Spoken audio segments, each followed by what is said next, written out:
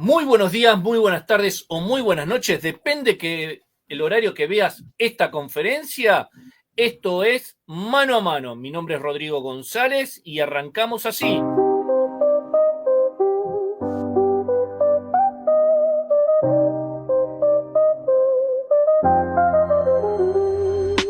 Todas las semanas, ya lo sabes tú, hay un espacio que te lleva a la luz. Rodrigo Xavi González al mando, te abre las puertas del saber apicultor. Conferencias, charlas sin igual, las mentes más brillantes a nivel mundial, investigación y experiencias reales. Conéctate y aprende cosas esenciales. Mano a mano, no te leo, puedes perder. En vivo cada semana vas a aprender. Avances, ciencia y acción, apicultura con pasión. Rodrigo te guía, es tu mejor opción. Mano a mano es la revolución.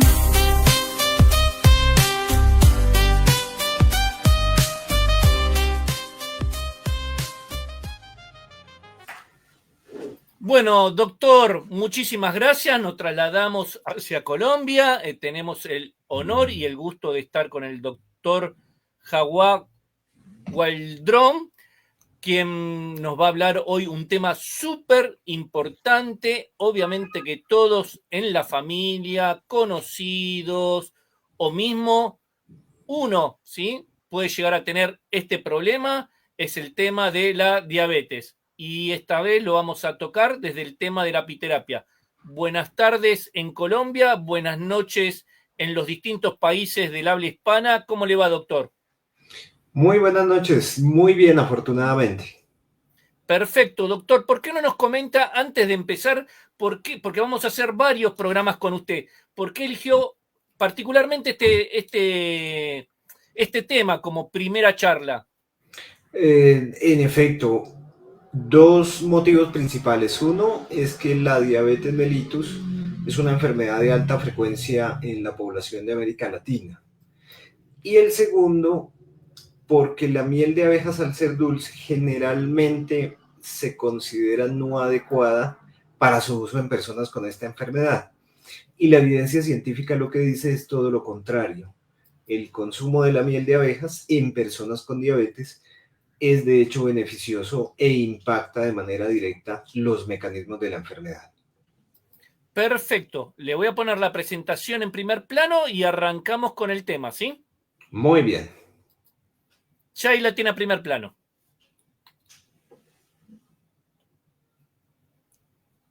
Ahí tiene ya, doctor, ¿eh? Listo, perfecto. Entonces, hablaremos hoy del uso de los distintos productos de la colmena, de la apiterapia, aplicada directamente en el tratamiento de los pacientes que padecen de la diabetes mellitus. Vamos a revisar algunos conceptos generales, mecanismos y evidencia científica relacionada con el consumo de los diferentes productos de la colmena en el tratamiento de esta condición. En primer lugar, revisaremos unos conceptos generales de la enfermedad, definir qué es la enfermedad, cuál es su impacto, por qué aparece, cuáles son sus causas. Luego, en la segunda parte de la presentación, revisaremos la fisiopatología de la diabetes mellitus y los mecanismos de acción de los distintos productos de la colmena que van a servir de base para entender por qué utilizamos la apiterapia en esta enfermedad. Y finalmente revisaremos algunos aspectos generales de cómo usar la apiterapia en el tratamiento de la diabetes y si es seguro o no el uso de la apiterapia en el manejo de la diabetes mellitus. Comenzaremos revisando algunos conceptos generales de esta enfermedad, definiendo en primer lugar que la diabetes mellitus es una enfermedad crónica. Es una enfermedad que se establece en el cuerpo de una persona y pocas veces se logra la curación de la misma. Su nombre deriva de la traducción del latín a orina dulce, porque en principio los primeros médicos que identificaron la enfermedad. Probaban la orina de las personas con esta condición y tenía un sabor dulce por el exceso de azúcar en la sangre. Parte de esta azúcar excesiva que circulaba terminaba excretándose a través de la orina. Así pues que la diabetes mellitus es una enfermedad que se caracteriza por la elevación continua de los niveles de azúcar en la sangre, que bien puede ser como consecuencia de una deficiencia en la producción de una hormona llamada insulina. Esa hormona se encarga de enviar una señal a las células del cuerpo para que la glucosa ingrese a ella, de manera tal que se reducen los niveles de azúcar en la sangre.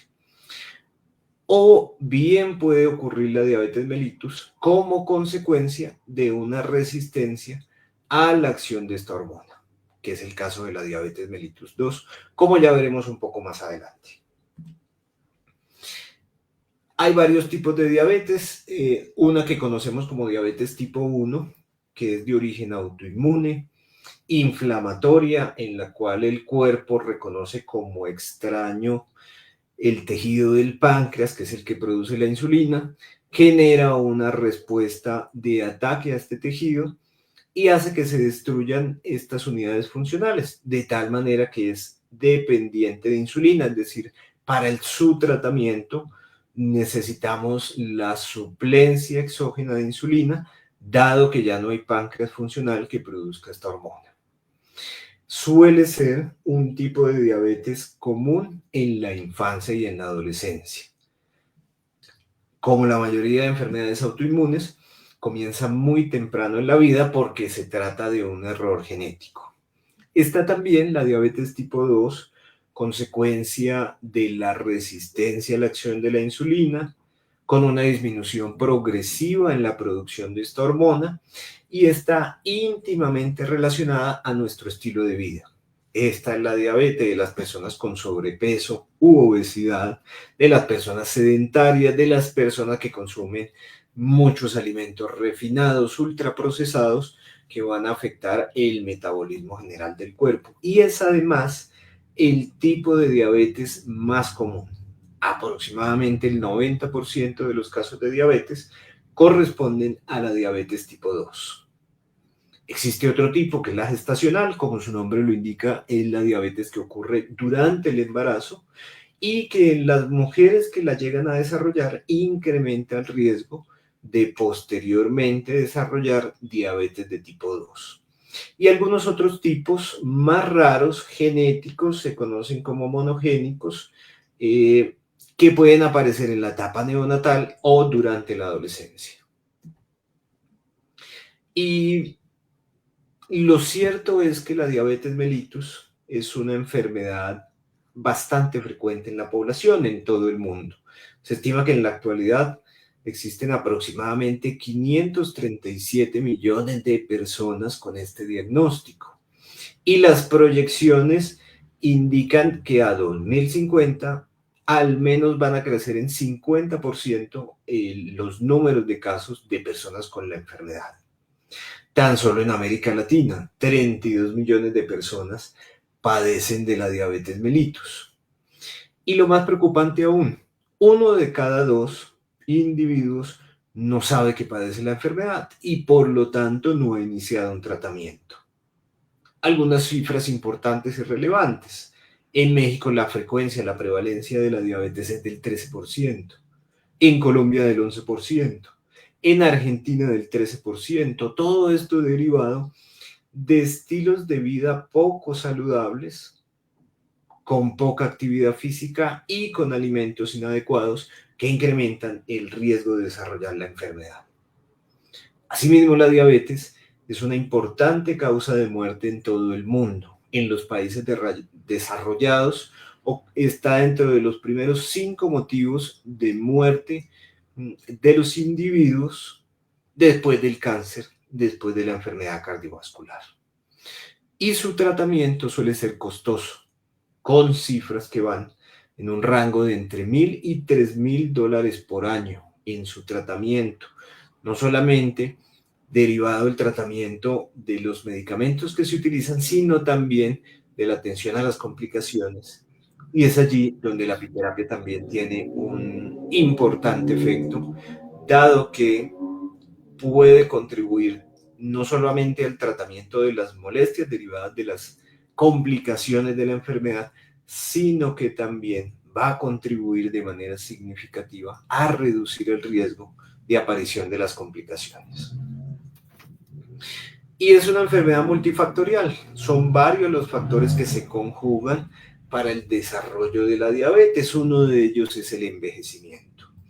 Las enfermedades crónicas y degenerativas, como la diabetes, en términos generales están relacionadas con el proceso de envejecimiento del cuerpo.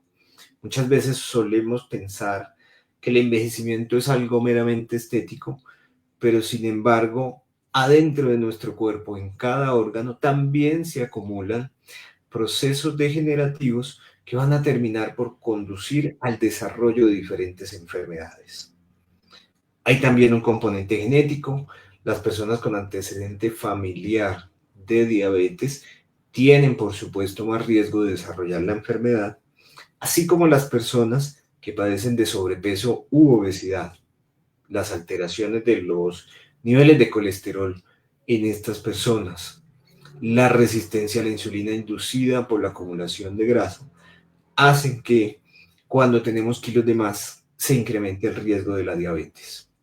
Una dieta rica en alimentos ultraprocesados, estos productos de paquetes, estos productos con azúcares añadidos, también van a incrementar el riesgo de la enfermedad y, por supuesto, la falta de actividad física regular, de practicar deportes, va a facilitar el desarrollo de la resistencia a la insulina. El estrés crónico en este mundo contemporáneo, que todos solemos estar de afán y estresados, ese estrés crónico mal gestionado también incrementa el riesgo de desarrollar la enfermedad.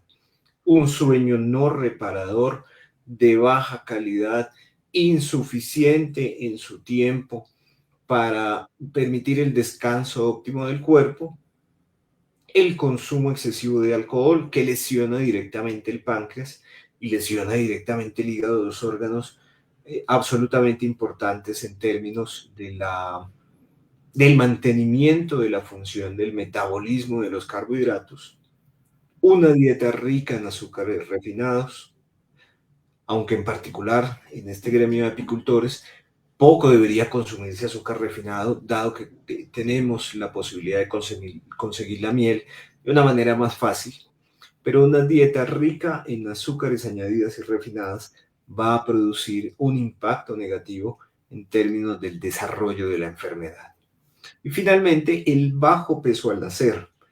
Así haya sido en el principio de nuestra vida, las personas que han tenido bajo peso al nacer tienen posteriormente más riesgo durante la adultez de desarrollar esta enfermedad. ¿Y cómo definimos la diabetes? Ya dijimos que es un incremento en los niveles de azúcar en la sangre, pero existen diferentes puntos de corte de acuerdo al laboratorio clínico que se utilice para definir cuándo una persona tiene diabetes y cuándo no.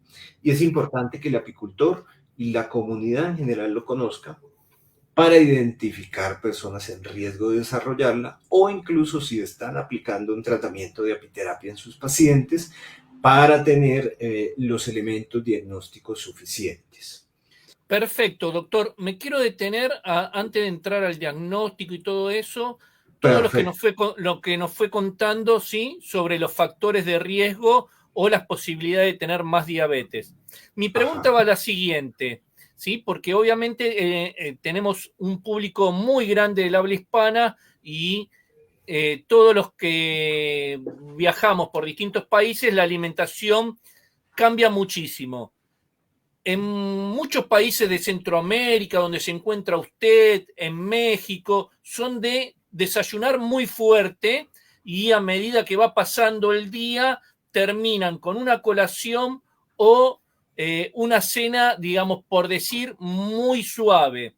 En los que somos de Sudamérica, vamos desde Paraguay, Uruguay, Argentina, Chile, hacemos totalmente diferente, ¿sí? Arrancamos con un desayuno muy tranquilo y nuestra comida, por llamarla fuerte, es la de la noche.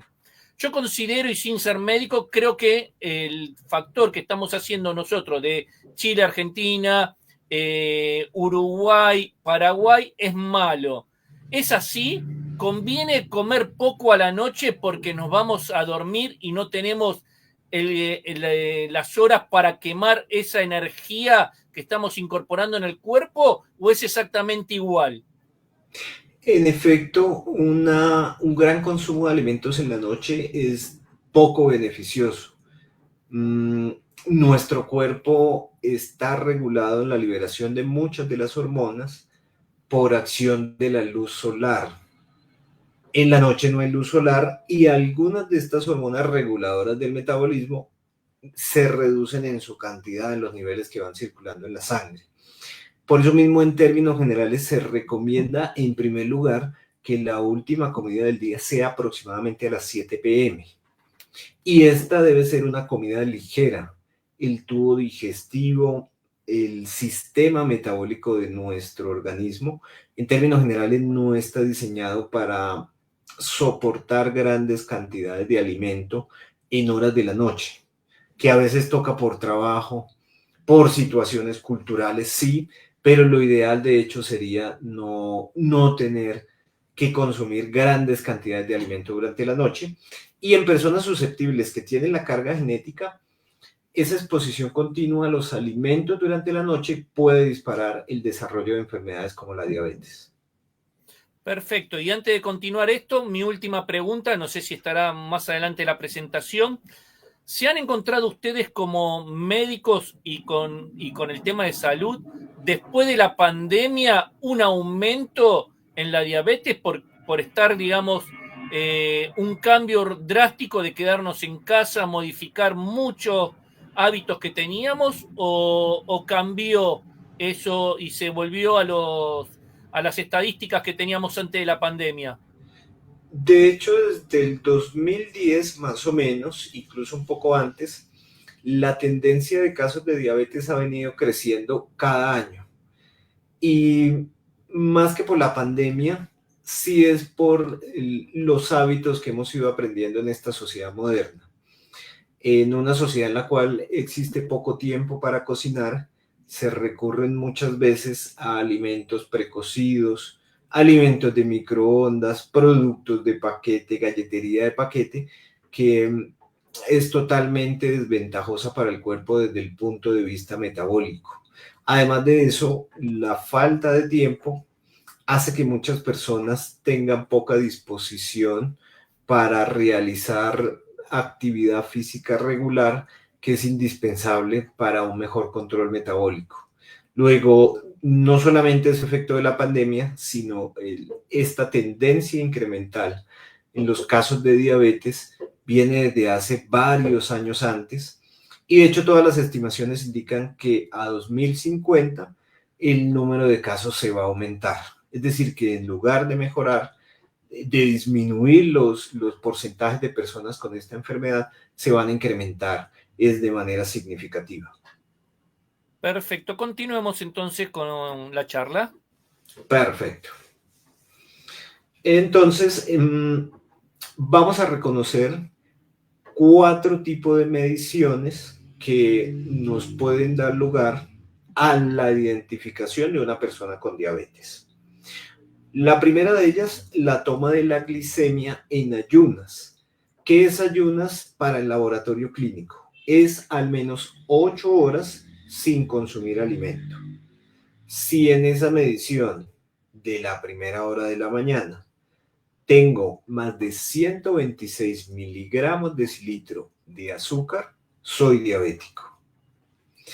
Pero también puedo medir el nivel de glicemia después de una carga. Esa carga es un vasito de agua de más o menos 100 mililitros con 75 gramos de azúcar.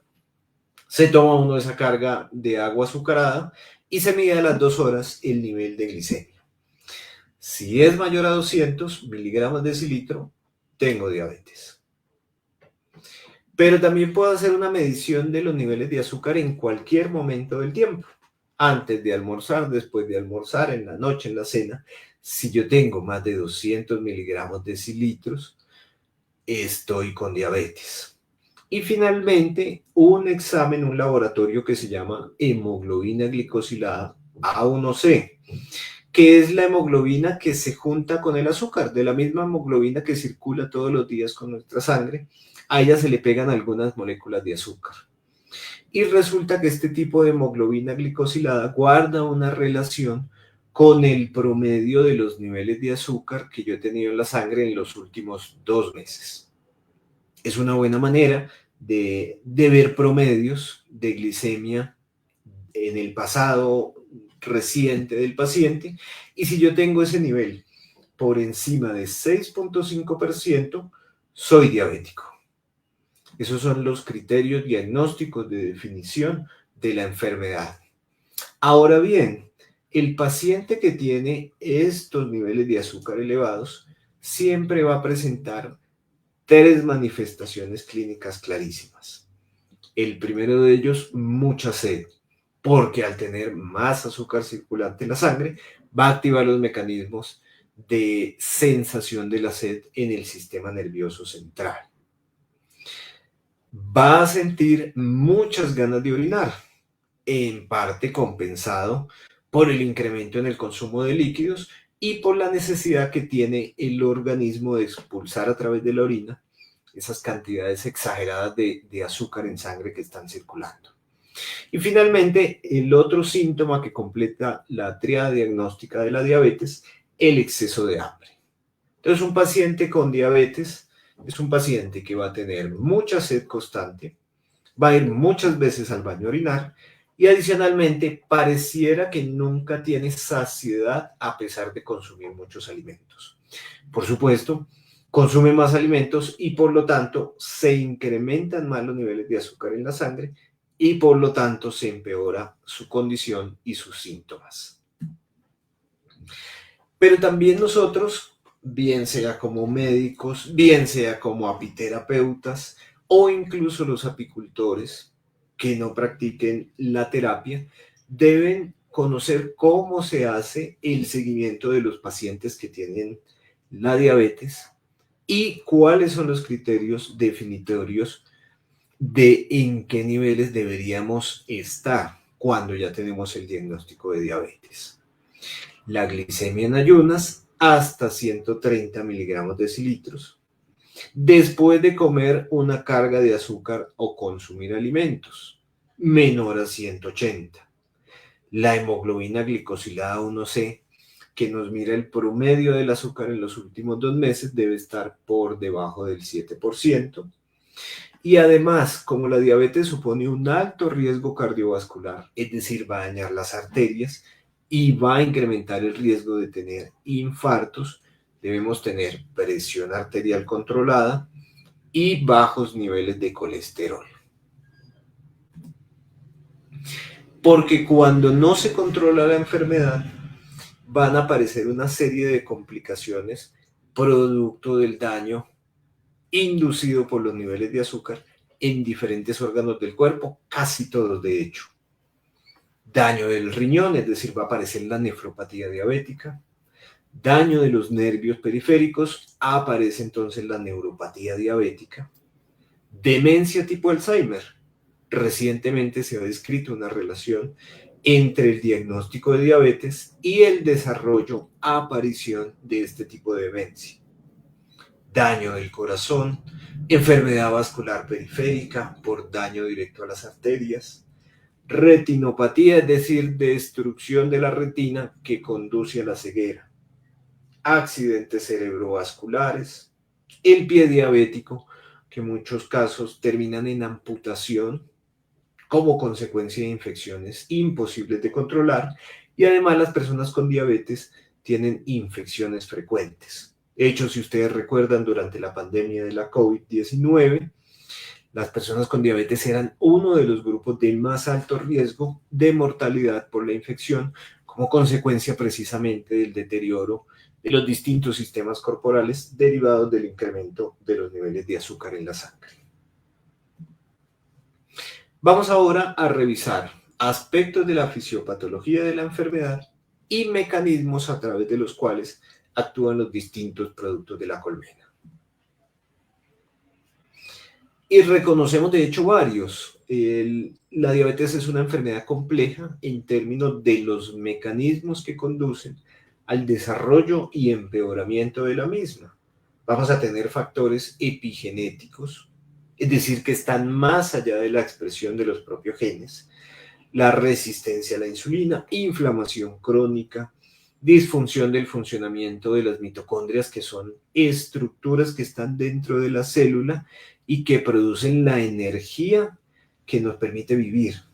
Estrés oxidativo, disbiosis, es decir, alteración de la flora bacteriana intestinal, y la muerte de las células, en este caso particular, la muerte de las células del páncreas o los órganos blancos de la enfermedad.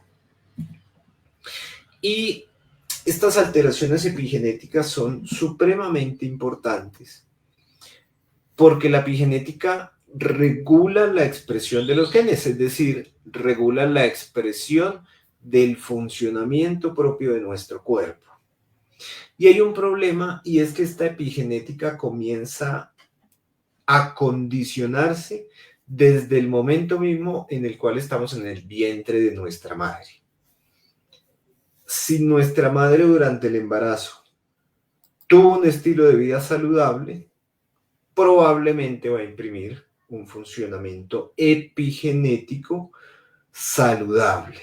Pero si al contrario tuvo un estilo de vida desordenado, se expuso a altos niveles de estrés, vamos a tener una programación metabólica de nuestro organismo que nos haga susceptibles al desarrollo de la diabetes.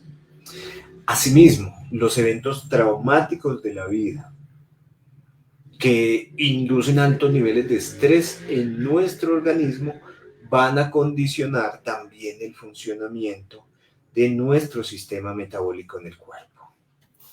De hecho, se indica que las mujeres que tienen diabetes gestacional, es decir, que padecen de diabetes durante el embarazo, pueden transmitir el riesgo de diabetes hasta 2 generaciones después. Y también se dice que los padres, los hombres, que tienen una mala dieta y que tienen un alto consumo de alcohol antes del embarazo, a través de sus espermatozoides van a transmitir epigenéticamente un riesgo aumentado de desarrollar la enfermedad. Así pues que incluso lo que pasó antes de nuestra propia existencia podría incrementar el riesgo de desarrollar la enfermedad.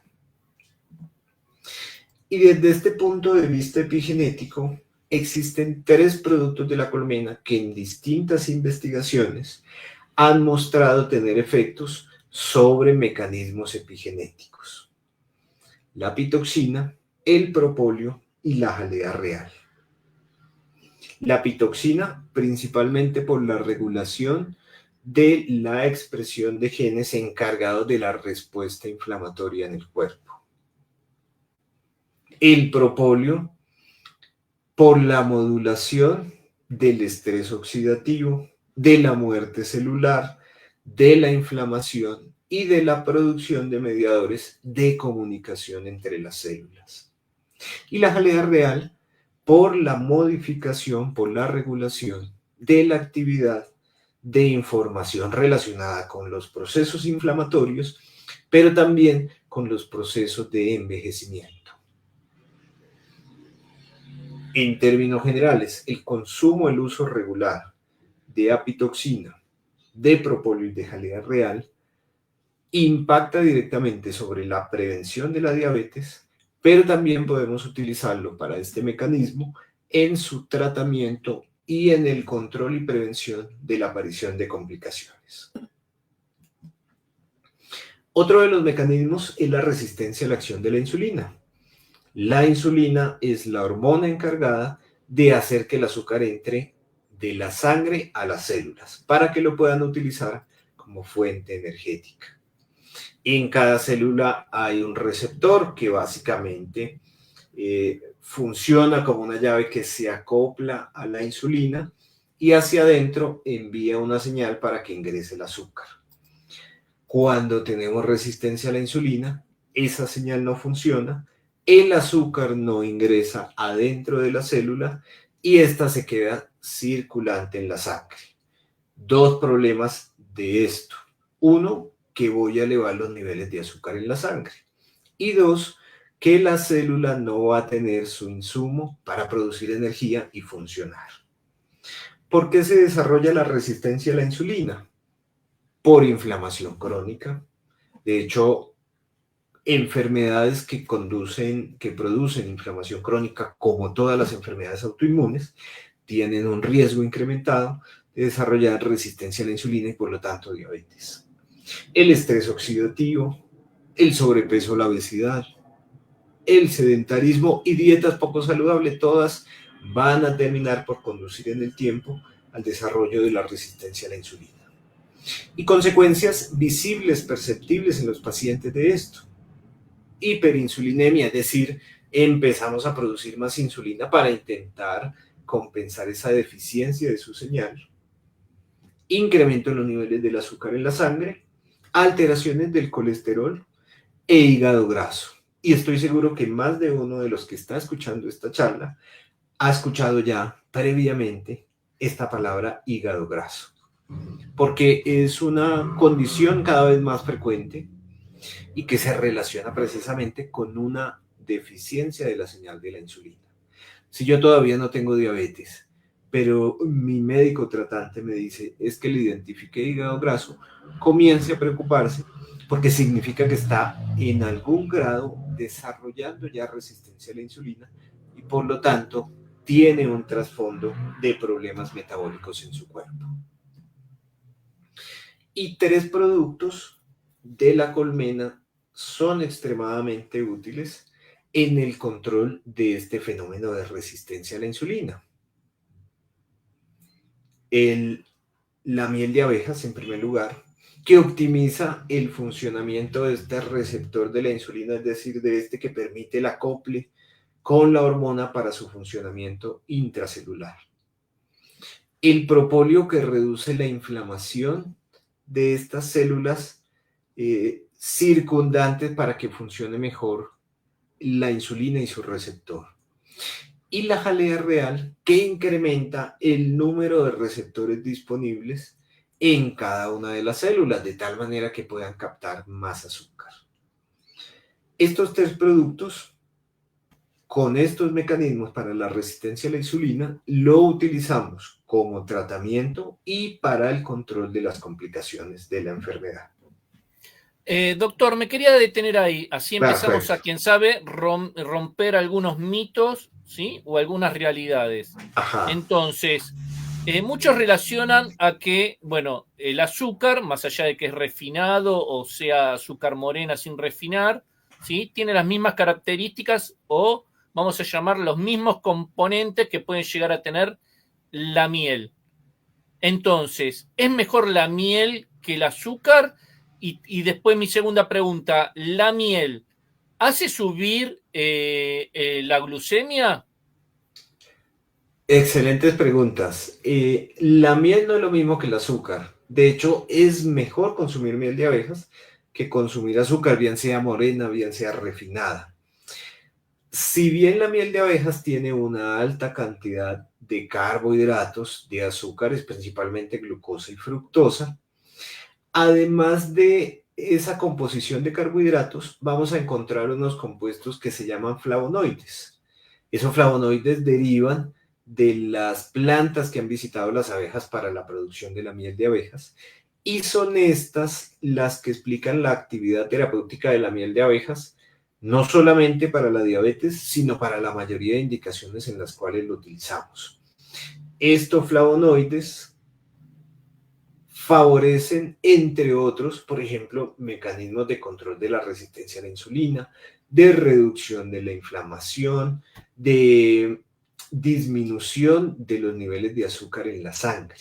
De hecho, el consumo de miel de abejas no impacta de manera significativa los niveles de azúcar, incluso en personas con diabetes. No estoy hablando solamente de personas relativamente sanas, sin alteraciones metabólicas, sino que incluso en personas con diabetes ya veremos qué cantidad es saludable, pueden consumir la miel de abejas para obtener los beneficios terapéuticos sin que esto conduzca al incremento de los niveles de azúcar en la sangre. Perfecto, continuemos entonces, doctor. Listo, muy bien.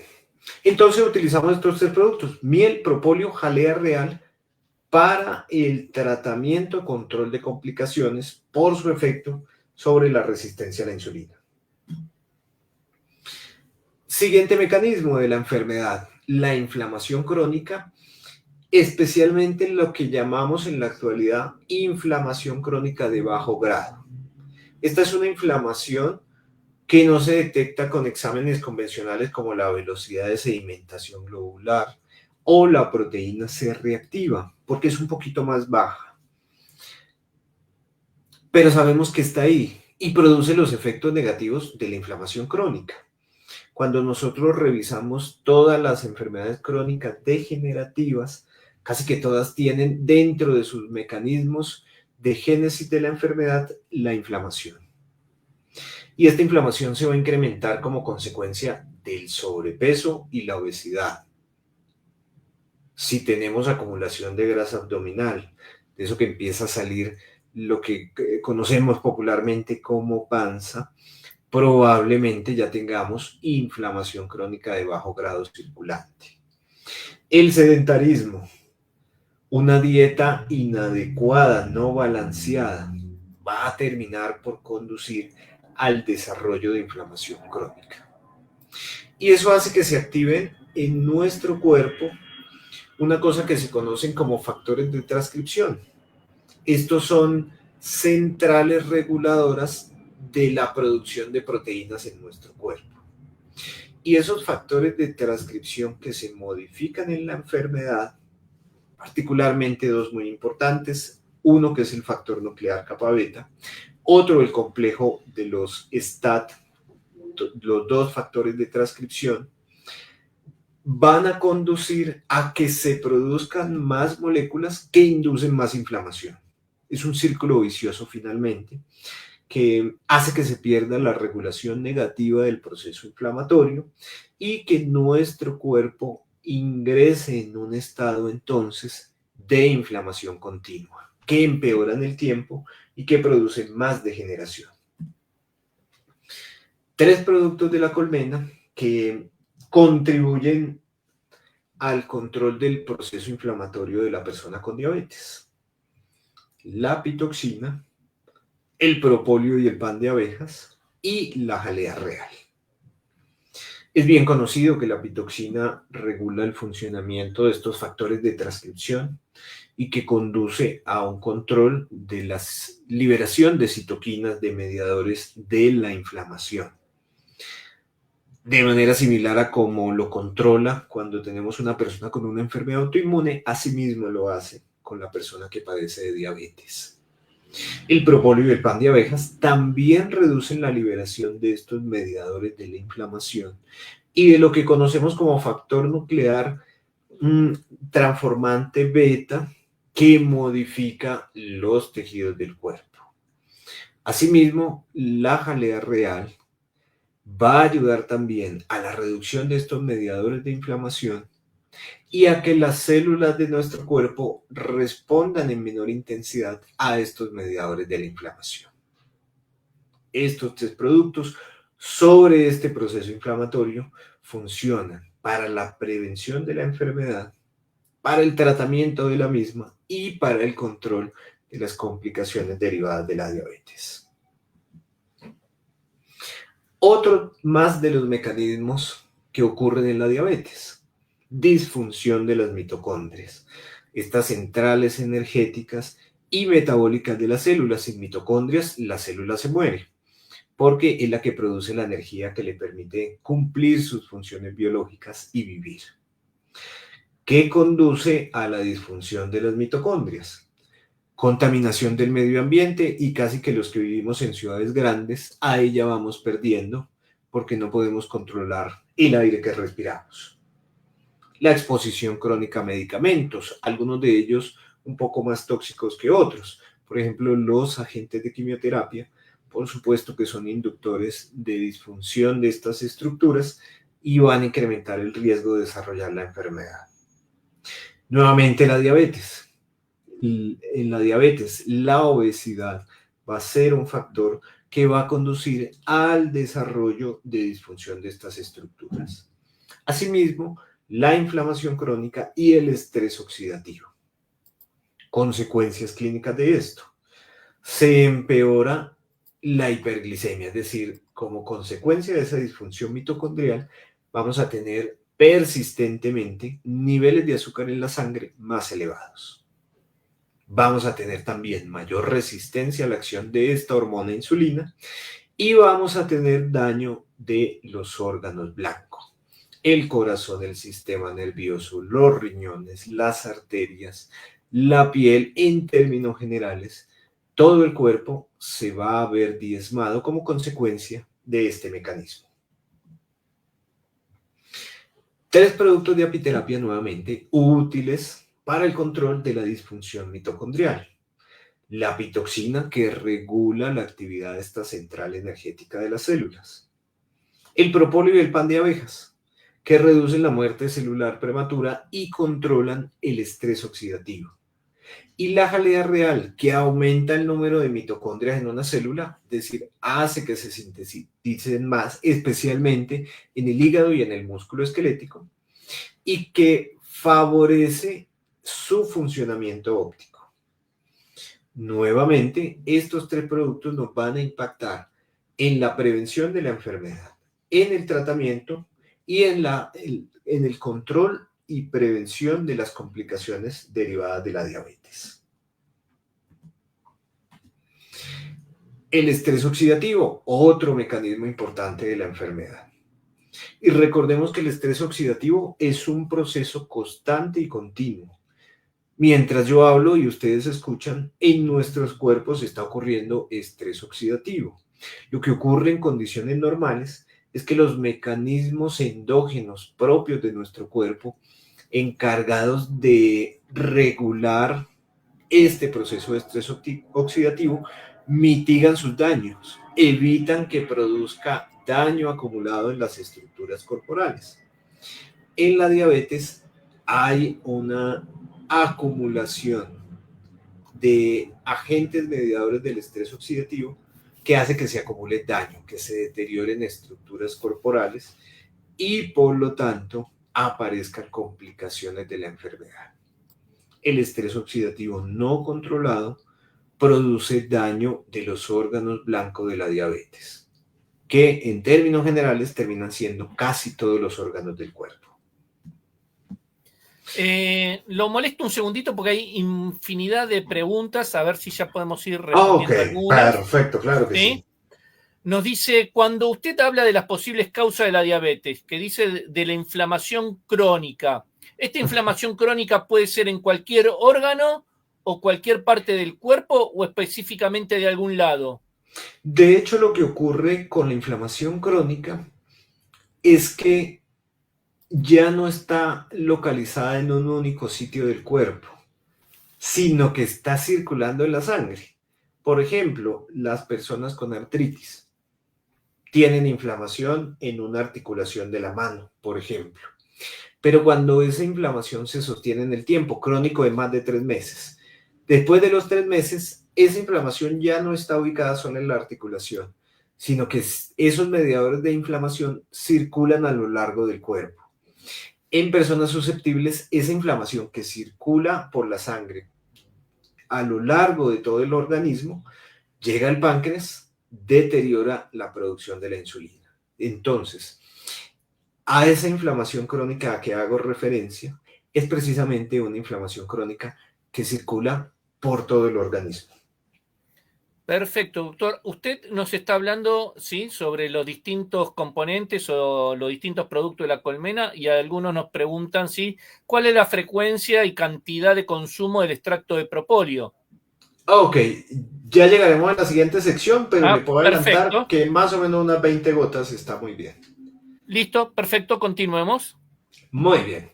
Entonces estamos hablando que 3 productos de la colmena van a contribuir al control del estrés oxidativo que acompaña la diabetes.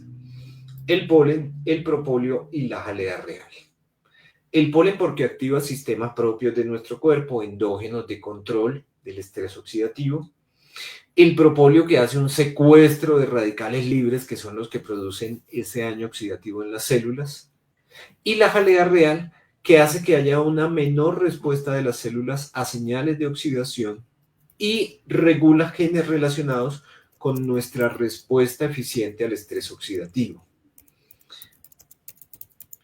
Estos tres productos son útiles en términos del control del estrés oxidativo para el tratamiento de la diabetes y para el control de las complicaciones. La disbiosis, que es la alteración de la flora bacteriana que todos tenemos de manera normal en nuestro intestino.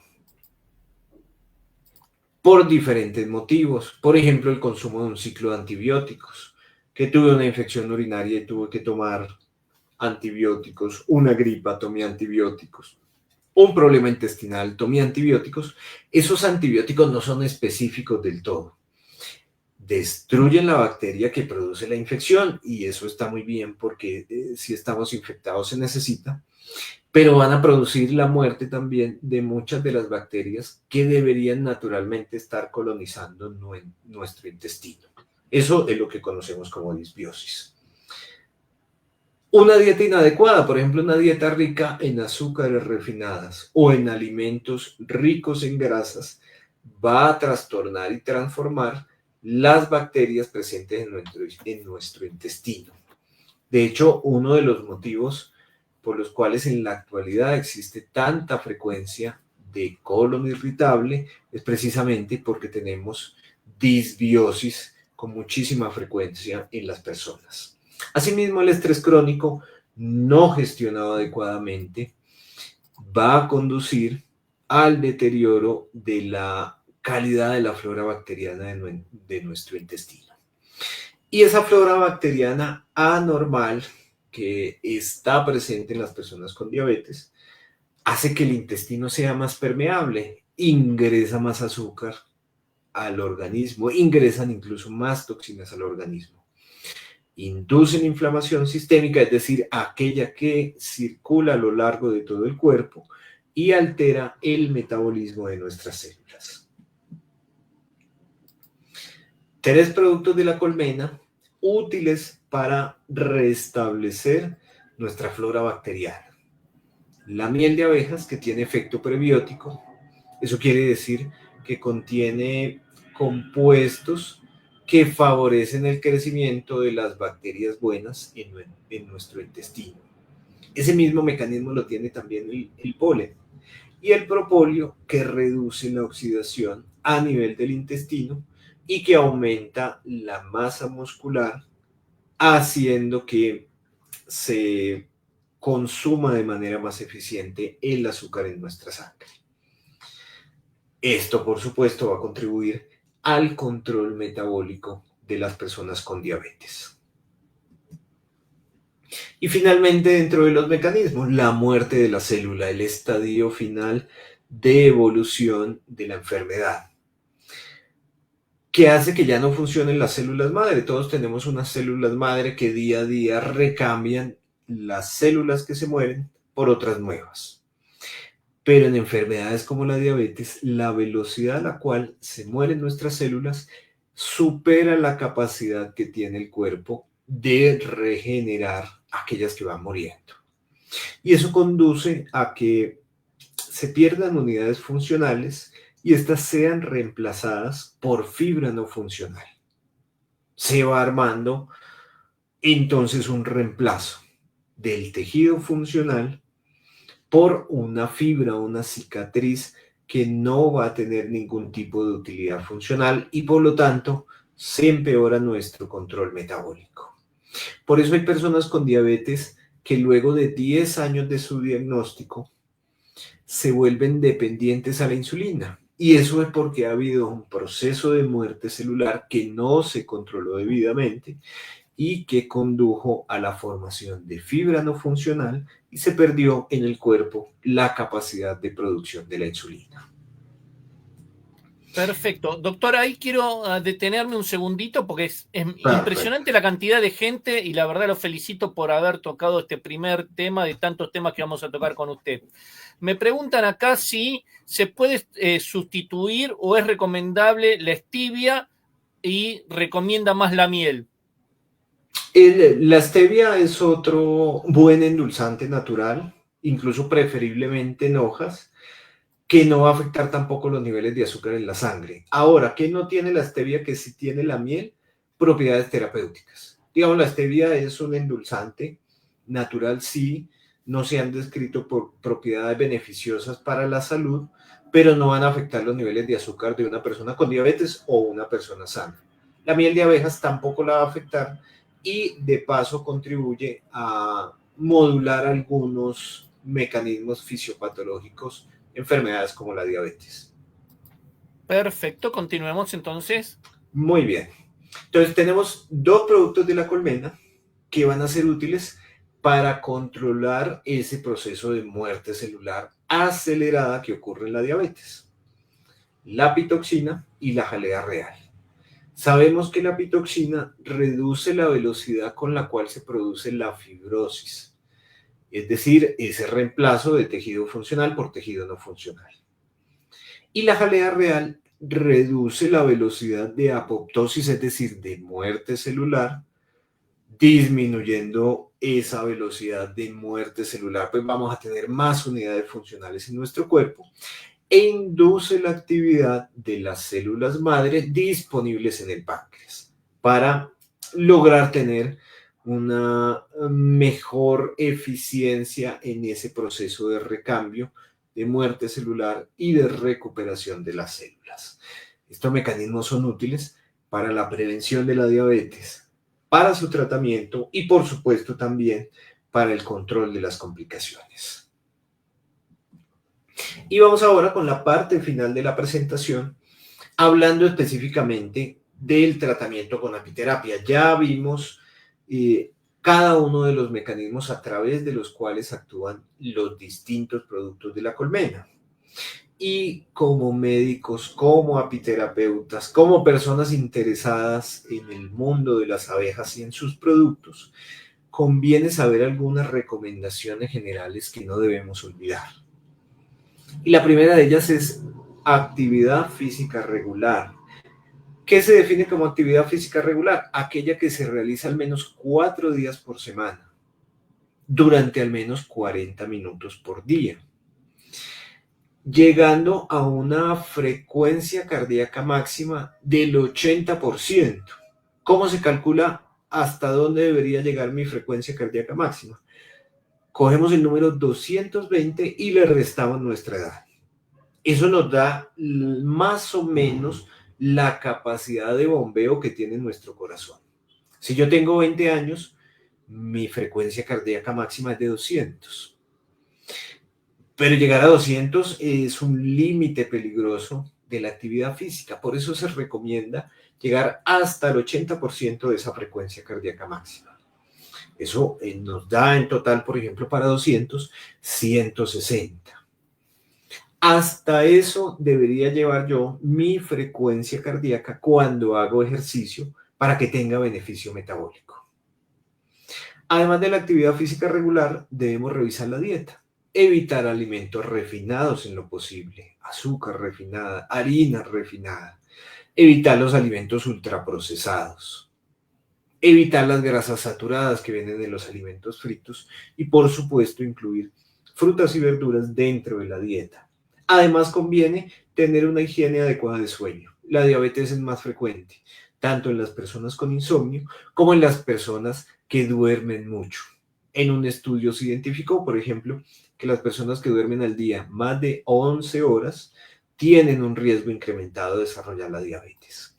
Y finalmente, como recomendación general, conviene también buscar estrategias de afrontamiento del estrés psicológico, del estrés emocional, con el fin de evitar el impacto negativo que este produce sobre el funcionamiento de nuestro cuerpo. Perfecto. Doctor, y con respecto a las personas en las cuales sufren trastornos de ansiedad, en la cual, digamos, no llega a ser un tema, digamos, de problema psicológico, o sí, no sé, usted lo dirá, donde entra, digamos, la necesidad o de comer dulce o de comer o un tipo de nerviosismo que no llega a ser estrés, sino, digamos, un trastorno, ¿sí? Que puede ser hereditario, puede ser, digamos, social, cultural.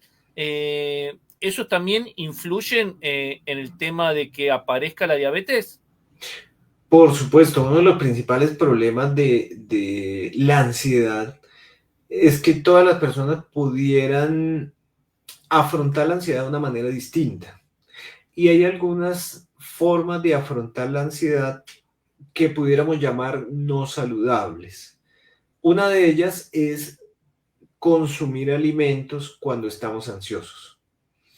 Porque muchas veces entonces se busca el producto de paquete, la galletería refinada, el chocolate, los dulces, los caramelos, y vamos a terminar consumiendo más alimento del que necesitamos. Aparece el sobrepeso, se acumula grasa visceral y con el tiempo van a terminar por desarrollar diabetes. Y no es fácil tratar ese tipo de ansiedad de consumir alimentos para saciarla, porque requiere, primero, un autorreconocimiento del problema y segundo, trabajar en patrones conductuales que modifiquen. Yo tenía, por ejemplo, una colega en la universidad que ella sentía mucha ansiedad en ciertos momentos, en ciertos eventos, y anteriormente consumía dulces y chocolates. Y terminó reemplazando, no pudo dejar de todo el dulce, pero logró reemplazar un chocolate grande por unas pequeñas pastillas de menta que consumía cuando sentía la ansiedad. Entonces, una manera inicial de abordar ese tipo de ansiedad para consumir alimentos es disminuir progresivamente las porciones. Si yo me estaba comiendo una chocolatina grande, consumir entonces solo media. Y luego, cuando esté controlado eso, consumir la mitad de esa media chocolatina, disminuyendo la cantidad de azúcares refinadas que aporto al cuerpo y que se produzca un menor daño en general en todo el organismo. Perfecto, doctor. Yo sin conocer el tema técnico que tenga que ver con la medicina, ¿sí? Obviamente que considero que el tema de la ansiedad y llegar al consumo, ¿sí? Excesivo de azúcares y algo, es porque uno necesita como una recompensa o una satisfacción ante una determinada alarma o un determinado síntoma. Muchas veces podemos con un estilo de vida que esa ansiedad y ese estímulo de satisfacción, en vez de volcarlo a los azúcares y a la comida, tratar de esa ansiedad llevarla al deporte o a una actividad física en la cual estamos obviando, ¿sí?, el tema de el ingreso de azúcar y de alimento y llevarlo a una actividad en la cual posiblemente con el tiempo, no de un día para el otro, vamos a tener esa satisfacción y esa saciedad que nos pide el trastorno de ansiedad. Es correcto. De hecho, suelen ser patrones aprendidos.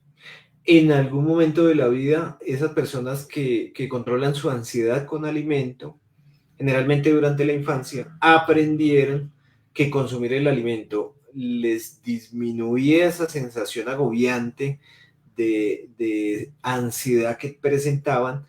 Y además hay alimentos, especialmente los dulces, que liberan pequeñas cantidades de dopamina en el cerebro y la dopamina es el neurotransmisor del placer.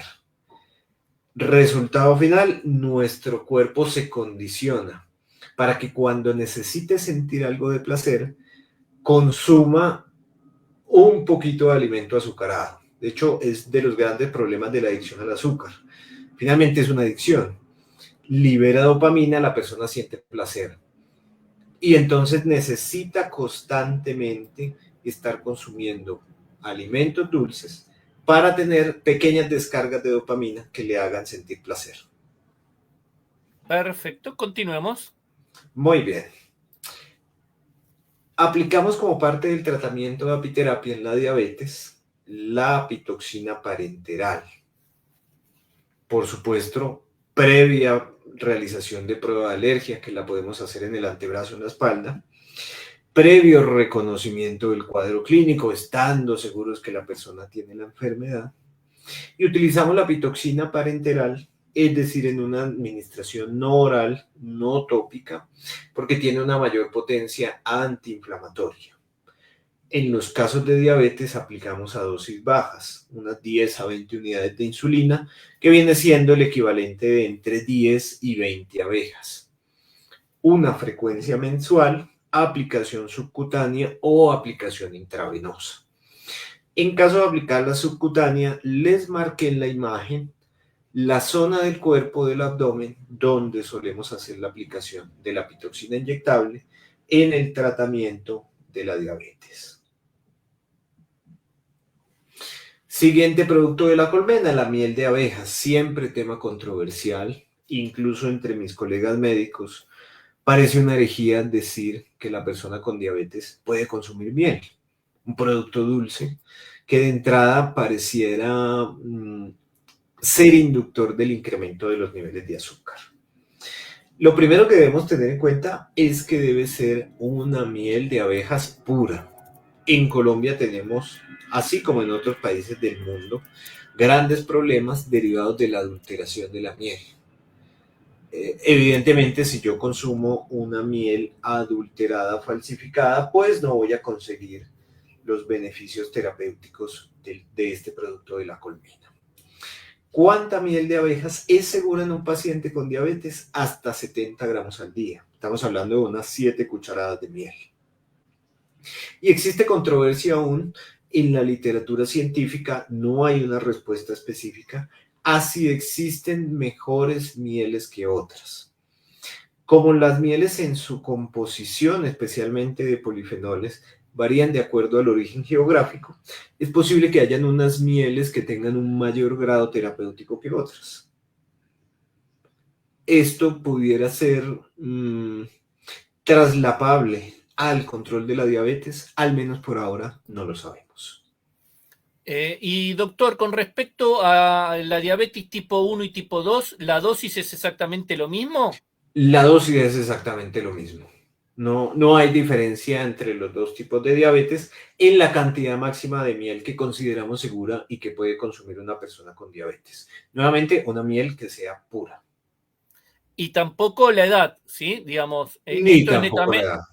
Esto es netamente por la cantidad de glucemia que se puede encontrar en sangre, pero no por la cantidad de peso que tenga el paciente, ni tampoco la edad. Es correcto. Ni la edad ni el peso son factores que afectan. ¿De dónde salen esa cifra de los 70 gramos? De ensayos clínicos que se han realizado en pacientes con diabetes tipo 1 y tipo 2, en los que se ha comparado el efecto de la miel de abejas versus no consumirla, o incluso en comparación con el azúcar, y en la cual se puede apreciar que el consumo de miel de abejas no afecta en las personas con diabetes tipo 1 o tipo 2 los niveles de azúcar en la sangre y los indicadores de control de la enfermedad. Aquí, por ejemplo, tenemos dos comparaciones. Miel de abejas versus glucosa, miel de abejas versus no consumo de miel, sobre desenlace, es decir, sobre el resultado final, niveles de glicemia postcarga. Y lo que se encontró es que en comparación con la glucosa, de hecho, la miel de abejas produce menos pico de glicemia después de su consumo. La glucosa produce, es decir, el azúcar refinada, termina por producir elevaciones más pronunciadas de los niveles de azúcar en la sangre. Asimismo, en un ensayo clínico se realizó la evaluación del consumo de miel durante 2 meses y se les midió los niveles de hemoglobina glicosilada A1C, que es las que nos permite ver el promedio de niveles de glicemia de los 2 meses previos. Y se comparó un grupo que consumía la miel de abejas versus otro grupo que no la consumió. No se encontraron diferencias significativas en los niveles de la hemoglobina glicosilada entre los dos grupos. Es decir, consumiendo 70 gramos al día, no se produjo ningún efecto sobre los niveles promedio de azúcar en la sangre de los pacientes, casi como si no la hubiera consumido en términos de los picos de glicemia que se presentaban en los pacientes. Perfecto, doctor. Hay impresionante y la verdad lo felicito porque están todas las plataformas escribiendo y haciendo preguntas, ¿sí? Cuando usted se refirió a los 70 gramos de miel o 7 cucharadas de miel, ¿se refiere a 7 cucharadas de té, de cucharitas de té, a 7 cucharadas sopera? ¿Qué le puede decir a las personas, ya sean apicultores o personas del público general que están viendo esta conferencia? Perfecto. La cucharadita pequeña, la de té, suele poder contener hasta 5 gramos. Y la sopera, con la que nos tomamos la sopita, esa suele permitir contener hasta 10 gramos. Es decir, serían 7 cucharadas soperas las que pudieran consumirse en una persona con diabetes. Perfecto. Y a base de eso, que también hay muchas preguntas, ¿es lo mismo consumir las 7 cucharadas durante el día espaciadamente que las 7 cucharadas juntas? Es evidentemente mejor espaciarlas en el día. Sin embargo, no habría inconveniente en tomarse las 7 cucharadas, digamos, de una sola toma. Yo sugeriría partirlas a lo largo del día, incluso porque hay momentos del día en el cual uno pudiera tener el requerimiento de un sabor dulce, y más en los diabéticos, como tienen prohibido el consumo del azúcar, de los alimentos dulces, suele ser más frecuente que se antojen, que sientan la necesidad de consumir algún dulce. Entonces uno pudiera repartir esas 7 cucharadas en el día, como para tener distintos momentos en los cuales se pueda desgustar un sabor dulce. Digamos que esto, si lo llevamos al tema de las personas que quieren adelgazar o están bajo tratamiento de bajar de peso, que les dan colaciones durante el día, esto sería casi lo mismo para no esperar a que el cerebro nos exija y nos lleve a tratar de consumir bastantes alimentos azucarados. Es correcto, es una buena manera de verlo y nos permitiría reducir esa ansiedad de consumir un alimento dulce, especialmente si se tiene diabetes. Continuemos. Muy bien. Ahora el extracto de propóleo. Podemos consumirlo hasta 4 veces al día para el control de la diabetes.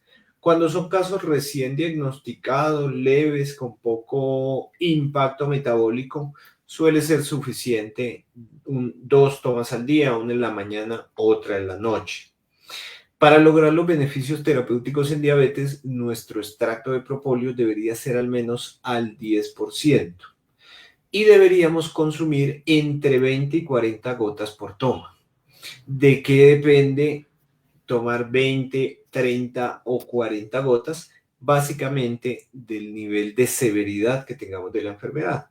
Una persona que tenga una diabetes bastante mal controlada, pues va a requerir 40 gotas por toma, 4 veces al día. Pero al contrario, si es una persona juiciosa, podemos consumir 20 gotas 1 o 2 veces al día. La jalea real, otro producto con muchas propiedades para el control de la diabetes e incluso para otras enfermedades degenerativas. Consumimos generalmente 500 miligramos a 1 gramo. Si la persona puede consumir el gramo, perfecto y fantástico. A veces debemos quedarnos con dosis de 500 miligramos, especialmente por el costo de este producto. Es tal vez de los productos más costosos.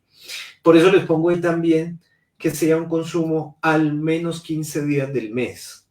No pasa nada si se consume los 30, es decir, de manera continua, si se introduce como un alimento más de nuestra dieta. El problema limitante básicamente es el precio de la jalea real. Si usted es apicultor, tiene diabetes y tiene disponibilidad de la jalea real y la puede consumir como alimento diario, fantástico y maravilloso. Si usted es un apiterapeuta y está tratando a un paciente que tal vez no tiene la capacidad económica de sostener el consumo de la jalea real a dosis de 1 gramo todos los días de su vida, pues podemos al menos hacer ciclos de tratamiento de 15 días al mes para facilitar la adherencia y el consumo. Y la jalea real preferiblemente consumirla en la mañana, porque recordemos que es un energizante, un inductor de energía vital en el cuerpo. Luego, si lo consumimos en la noche, metabólicamente no pasa nada grave, pero pudiera afectar la facilidad de conciliar el sueño. Por eso preferimos consumir la jalea real en horas de la mañana. Perfecto. ¿Y el tipo de consumo, doctor? ¿Lo usamos tipo sublingual? ¿Cómo nos aconseja que tomemos la jalea real? Uno puede dejar la jalea real fresca en la boca más o menos unos 20 segundos y luego se traga. En algunos sitios, por ejemplo en Bogotá particularmente, si bien se puede conseguir jalea real fresca, muchas veces se agota y debemos recurrir a cápsulas de jalea real que están con jalea real liofilizada. Entonces digamos que también debemos adaptarnos a la disponibilidad que tengamos del producto. Si está la jalea real fresca, fantástico. Si no, existen igual preparados farmacéuticos a base de la jalea real que nos pueden aportar la dosis que necesitamos. Perfecto, continuemos. Muy bien. Ahora vamos con el polen. Otro producto más de la colmena, útil en el tratamiento de la diabetes. Este polen puede ser o el polen seco, incluso polen húmedo, si usted es un apicultor, lo tiene disponible y lo puede consumir en su estado natural fresquito, también fantástico. O podemos consumirlo en forma de extracto de polen, así como se prepara el extracto de propóleo, podemos también consumir el extracto de este producto. Con el seco, si no hemos consumido previamente polen, recordar que debe ser una dosis escalar. Comenzamos con 5 gramos, es decir, ahí sí la cucharadita pequeña, la del té, en la primera semana, y vamos duplicando la dosis hasta llegar a 20 gramos, es decir, 2 cucharadas soperas. Más o menos la mitad de las personas suelen reportar dolor abdominal luego del consumo de polen, especialmente cuando se consumen grandes cantidades de una manera inicial y la persona no está adaptada. En el extracto, que este sea al menos al 10% de concentración y podemos consumir 20 gotas al día. En ese extracto de polen, pues vamos a condensar los polifenoles, los flavonoides, estos compuestos químicos que tienen utilidad terapéutica en el caso de la diabetes. Doctor, con respecto al polen, ¿sí? Ajá. Conviene, porque obviamente nosotros los apicultores, ¿sí? Lo podemos tener en las dos versiones, ya sea, digamos, fresco o seco. Pero bueno, tenemos mucho público en general y lo va a conseguir seguramente seco. Seco. Se recomienda eso primero ponerlo en un yogur, ponerlo en un jugo. ¿Conviene hidratarlo antes de consumirlo o no hace falta? ¿O masticarlo? ¿Hay algún proceso que nos recomiende usted para que todas las propiedades que tenga el polen las podamos utilizar? Dado que en este caso particular no necesitamos la fibra no soluble que contiene el polen, sí conviene rehidratarlo antes de consumirlo para que se absorban mejor sus componentes. A mí particularmente me gusta licuado en jugo. Le da buen sabor. Ese proceso de licuado ayuda a liberar sus componentes que se absorban un poco mejor en el cuerpo. Si tiene a disposición el polen húmedo, fantástico, que tiene un sabor también bastante delicioso. En términos generales, sí es mejor rehidratarlo, puede ser en agua, puede ser en jugo, con el fin de que sea más fácil para el cuerpo que absorba cada uno de sus componentes terapéuticos. Perfecto, continuemos. Muy bien, y ahora el pan de abejas, esa fracción de la colmena con todo lo que contiene, con su fermentación natural que potencia la concentración de ciertos flavonoides que tienen propiedades terapéuticas. Si lo tiene disponible, porque usted es apicultor, porque conoce alguno y es fácil de conseguir, perfecto, puede consumir una pequeña fracción, unas 2 cucharadas cada día. Cuando no es fácil conseguirlo, nosotros, por ejemplo, utilizamos el extracto del pan de abejas, al menos al 10%, y tomamos 20 gotas cada mañana. Ese extracto concentra entonces nuevamente esos compuestos químicos que tienen propiedades terapéuticas para el control de la diabetes, del estrés oxidativo, de los mecanismos fisiopatológicos de la enfermedad. Importante ya para terminar, tener en cuenta que estamos hablando de un tratamiento complementario y que no siempre vamos a poder evitar el consumo de medicamentos antidiabéticos convencionales. En algunos casos sí, en otros vamos a requerir la ayuda de algunos medicamentos antidiabéticos como la metformina. Si la persona es insulino dependiente, este tratamiento no reemplaza la insulina, por lo tanto, deberá seguirla utilizando. Y recordar que como es un tratamiento complementario, debe hacerse en conjunto con las modificaciones del estilo de vida.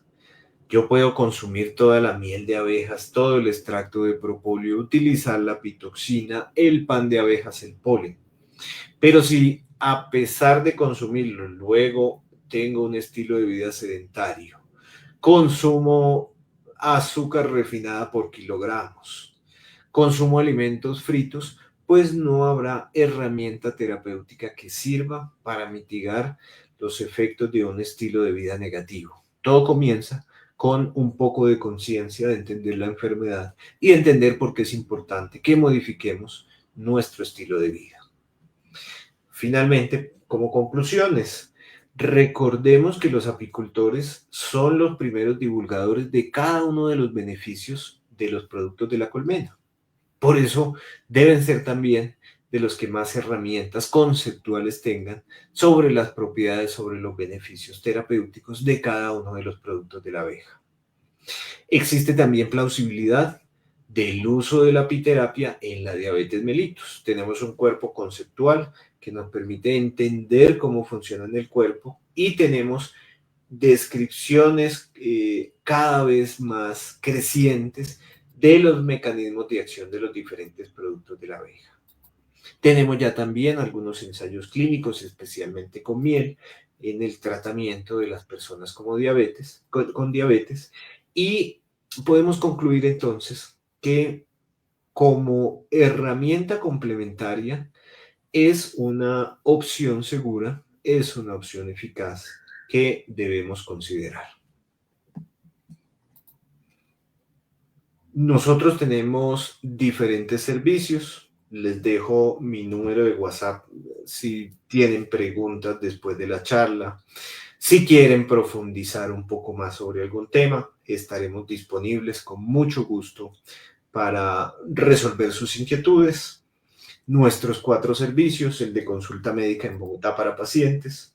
Desarrollamos investigación, de hecho este año publicamos un artículo sobre el uso de la apiterapia en la diabetes y en la prevención del daño renal inducido por medicamentos. Actualmente estamos en curso, en desarrollo de artículos sobre uso de la apiterapia en enfermedades neurodegenerativas y en medicina estética. También formamos apiterapeutas.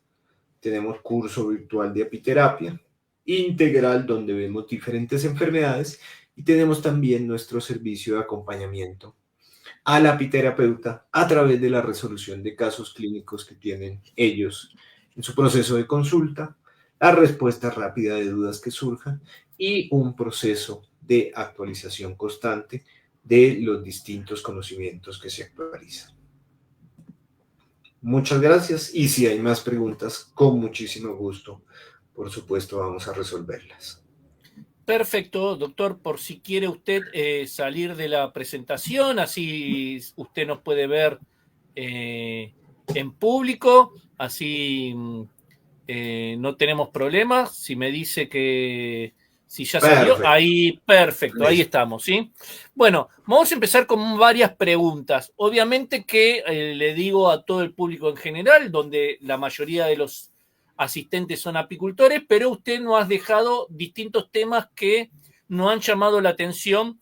Obviamente que si usted no conoce, lo vamos a entender porque usted es un profesional de la salud. Pero nos habló de dos temas que nos llamaron la atención.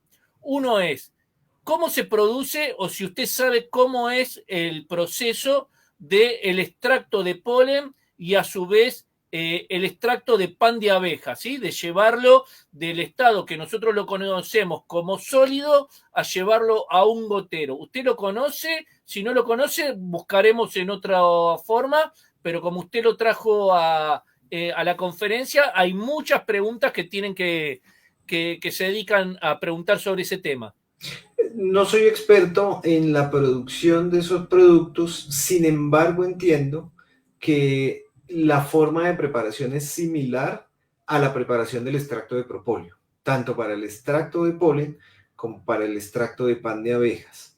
Como el polen genera más sedimento y igual el pan de abejas, es necesario dejarlos unos días más para que el alcohol reciba todos estos compuestos químicos terapéuticos de estos productos. Pero entiendo que el proceso de fabricación es similar al que utilizamos para la generación del extracto de propóleo. Perfecto. Acá nos preguntan, sí, que obviamente usted nos dio todas las características y todos los usos que podemos utilizar de los productos de la colmena, ¿sí? Ya sea la mezcla de polen y miel y jalea real, miel y jalea real. Nosotros, los que somos apicultores, hay productores que venden, sí, la miel mezclada con la jalea real y el polen. ¿Sirve darlo de esa forma o tenemos que darlo por separado, ya que la jalea real es recomendable darla a la mañana temprano y quién sabe los otros tipos de productos darlos en otro momento? De hecho, estas combinaciones son geniales. Mejoran la adherencia incluso. Si uno las tiene disponibles, es mejor utilizar la combinación que el producto por separado. Para algunas personas es más fácil recordar tomarse una cucharada de un producto que ya tiene dos de los que debe tomarse, que recordar que debo tomarme un polen y que debo tomarme una miel. Entonces, si dispone de la combinación de los productos, fantástico, es una buena manera de consumirlos. Bárbaro. Con respecto a el hombre y la mujer, ¿sí? Dijimos que no influía ni la edad ni el peso para consumir esto, para mantener el tema de la diabetes. Entre el hombre y la mujer, entre los dos sexos, ¿varía algo en el tipo de consumo? En términos generales no está descrito y no existirían motivos por los cuales debería variar. Es decir, pudiéramos utilizar los mismos esquemas de tratamiento para hombres como para mujeres. Perfecto. Después nos están preguntando acá, ¿sí? Si es mejor el tema de la pitoxina oral o a base de inyección, ¿sí? Cuando tenemos diabetes severas, es decir, con difícil control metabólico, de muchos años de evolución, lo mejor es combinar el consumo oral de la pitoxina con la aplicación de la pitoxina inyectable, que puede ser con la abeja viva o mediante la aplicación de pitoxina previamente extraída. Cuando son casos leves, suele funcionar, digamos, únicamente con el consumo de la pitoxina oral. Luego, finalmente, el uso del inyectable solo, combinado con el oral o el oral solo, depende de la severidad, de la intensidad de la enfermedad. Y ahí siguen las preguntas, ¿sí? Porque uno de los problemas que tiene las personas que son que tienen diabetes, es el tema de el pie diabético, ¿sí? Que es por mala circulación. Yo le hablo, digamos, sin conocer mucho técnicamente o científicamente sobre salud, ¿sí? Cuando se producen estos problemas del pie diabético y todos los problemas que arrastran comúnmente a los diabéticos, ¿conviene hacer una pitoxina local o oral serviría también? Oral serviría, una pitoxina inyectable local perilesional también funciona bastante bien, y la aplicación tópica de la miel de abejas. De todas maneras, es importante tener en cuenta que si ya tenemos el pie diabético, debemos actuar de forma rápida y enérgica, porque eso puede conducir a la amputación. Entonces, si, digamos, si lo identificamos y podemos hacer el tratamiento inmediatamente, es mejor iniciar incluso con inyectable y con miel de abejas tópica para el control de la infección. Bárbaro. Acá hay varios que nos preguntan, ¿sí?, sobre el proceso, digamos, del límite que tenemos de la diabetes, la resistencia de la insulina, ¿sí? Nos dice, recientemente me salió el 6% de hemoglobina glicosilada. ¿Se puede controlar o esto ya lo considero una diabetes o prediabetes? Es una prediabetes y se puede controlar. Una de las ventajas de la prediabetes es que es una condición reversible.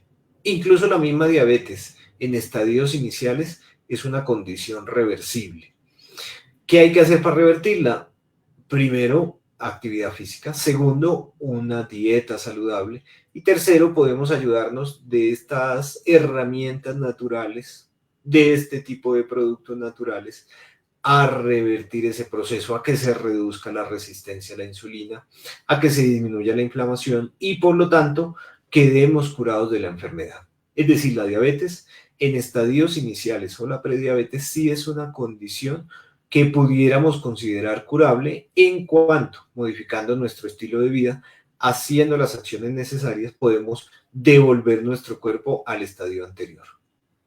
Perfecto. Y esto se sacaría, digamos, si uno hace continuamente un análisis de la glicosilada, si va bajando, uno podría, entre comillas, ir reduciendo, en el caso de que esté tomando pastillas, ir reduciendo la toma de pastillas. Es correcto. De hecho, en los pacientes con prediabetes o con diabetes incipientes, solemos hacer las mediciones de los niveles de hemoglobina glicosilada cada 3 meses aproximadamente, y se va haciendo seguimiento de cómo va la evolución del caso. Y en efecto, lo que uno ve es que va disminuyendo de manera progresiva. Si están consumiendo medicamentos, hacemos una disminución progresiva de los medicamentos. Por ejemplo, si está tomando 2 pastillas al día, pasamos a una sola. Medimos nuevamente el resultado del control metabólico. Si sigue todo en condiciones óptimas, quitamos el otro medicamento que estaba consumiendo hasta llegar a 0. Lo vamos haciendo de manera progresiva, que también es más seguro para el paciente y que no vaya a tener picos de elevaciones del azúcar innecesarios. Perfecto, doctor. Obviamente que en una sociedad moderna nos encontramos con dos problemas muy grandes. Uno, nos dijo usted que el tema del cambio de alimentación, ya sea por los cambios de horario, la exigencia de trabajo y todo lo que tiene que ver con respecto a un estilo de vida moderno, no bueno, pero desgraciadamente hay sociedades que se están modificando y otras no lo estamos modificando, y esperemos que llegue a esa modificación de trabajo cultural. Pero por otro lado, nos habló sobre el tema del estrés, ¿sí? Hay gente que obviamente el estrés desencadena en o una depresión o lo que antes le pregunté, el tema de ansiedad. Y esto conlleva al uso de fármacos para tratar de regular eso. Los fármacos influyen y pueden hacer que el tema de la diabetes aparezca, y el uso de fármacos pueden hacer que el tratamiento del uso de la pitoxina, la miel, la jalea real, el propóleo, no tenga el efecto que uno busca. Una pregunta muy interesante. Con respecto a los fármacos, particularmente el grupo de antidepresivos, especialmente los inhibidores de la recaptación de serotonina, por ejemplo, como la fluoxetina, que es usado en la actualidad también como tratamiento no solamente de la depresión, sino también de la ansiedad. Ellos inducen alteraciones metabólicas, incrementan los niveles de colesterol en la sangre y por esa vía favorecen la resistencia a la insulina. Entonces, el consumo crónico de ese tipo de medicamentos sí que pudiera impactar negativamente en términos del riesgo de desarrollar la diabetes. Sobre la interacción de estos medicamentos con los productos de apiterapia no se ha descrito, no parece producir interacciones ni negativas ni positivas. Luego, una persona que consuma estos medicamentos podría igual hacer el tratamiento de apiterapia sin inconveniente. Y con estos productos, más allá de que hoy hablamos de la diabetes, ¿sí? Pero al tenerlo usted como profesional, con estos productos, ¿podemos tratar de evitar o reducir el consumo de estos psicofármacos, ya sea para la ansiedad o ya sea para la depresión? Sí se puede, especialmente en casos leves. Digamos, casos no tan severos de depresión, casos no tan severos de ansiedad, se benefician del consumo de productos como la miel de abejas o la jalea real, que son dos de los productos de la abeja que tienen propiedades de modulación de la liberación de neurotransmisores en el sistema nervioso, que son los que regulan finalmente nuestras emociones.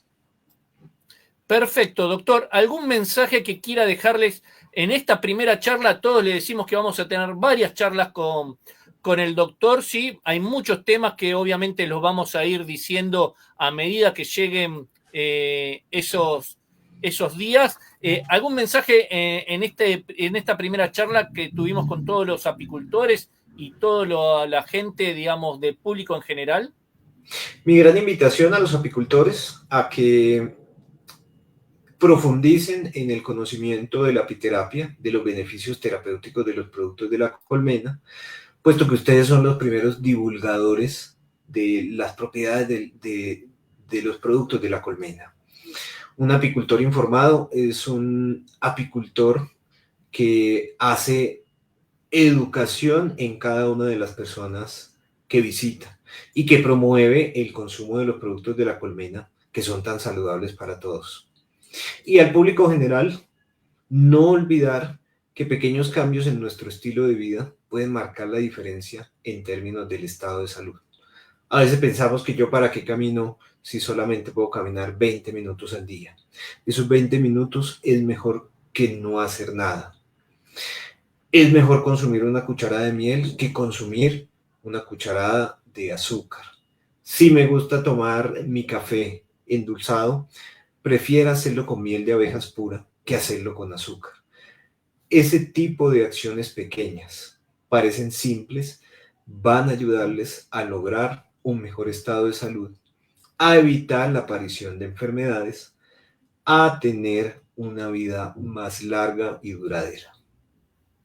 Perfecto, doctor. No se vaya, ¿sí? Quedémonos en línea hasta que después que termina el programa. A todos les digo muchísimas gracias. Compartan esta conferencia. Yo creo que es muy importante tanto para el apicultor, muy importante para alguien en la familia, seguramente por los datos que nos dio el doctor, seguramente alguien muy cercano ya tenemos con diabetes o prediabetes.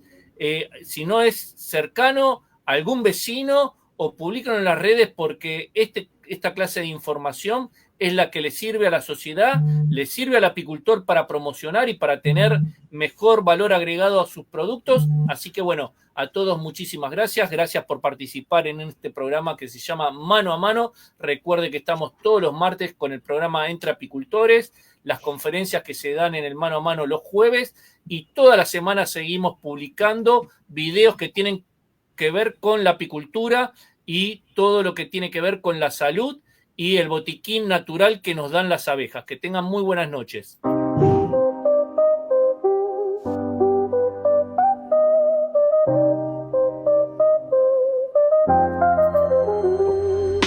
Todas las semanas, ya lo sabes tú, hay un espacio que te lleva a la luz. Rodrigo Xavi González al mando, te abre las puertas del saber apicultor. Conferencias, charlas sin igual, las mentes más brillantes a nivel mundial, investigación y experiencias reales. Conéctate y aprende cosas esenciales. Mano a mano, no te leo, puede ver. En vivo cada semana vas a aprender. Avances, ciencia y acción, apicultura con pasión. Rodrigo te guía, es tu mejor opción. Mano a mano, es la revolución.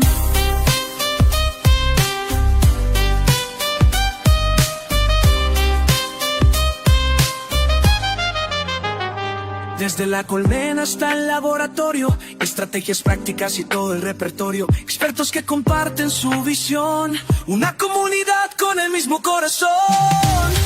Mano a mano, no puedes perder.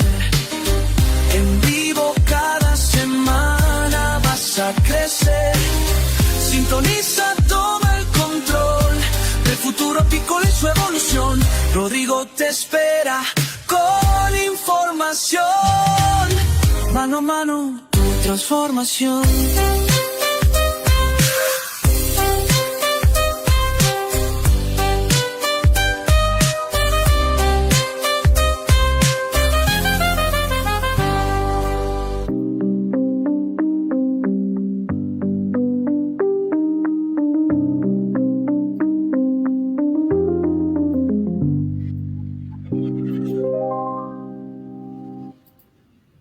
A todos, muchas gracias y nos vemos en un próximo programa.